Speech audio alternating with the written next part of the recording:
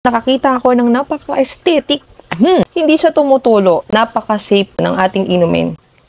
Dahil sa sobrang init ngayon, madalas tayong uminom. Naghanap ako dito sa TikTok ng glass bottle water.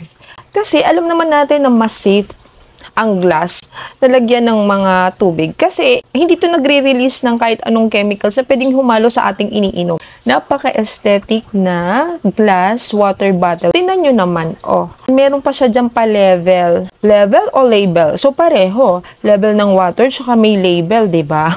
Napakaganda ng pagka-glass nito. Tingnan nyo, oh.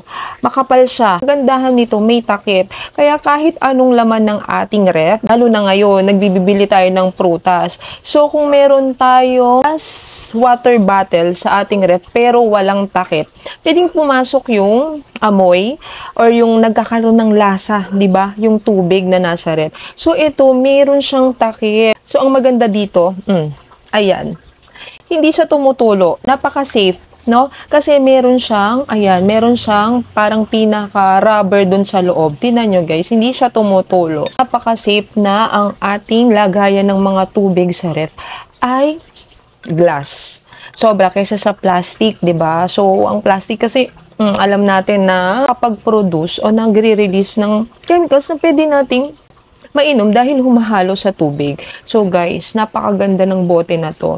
Actually, ito yung binili ko nito. Yung dalawa, nagamit ko na. Ito yung isa, papakita ko sa inyo.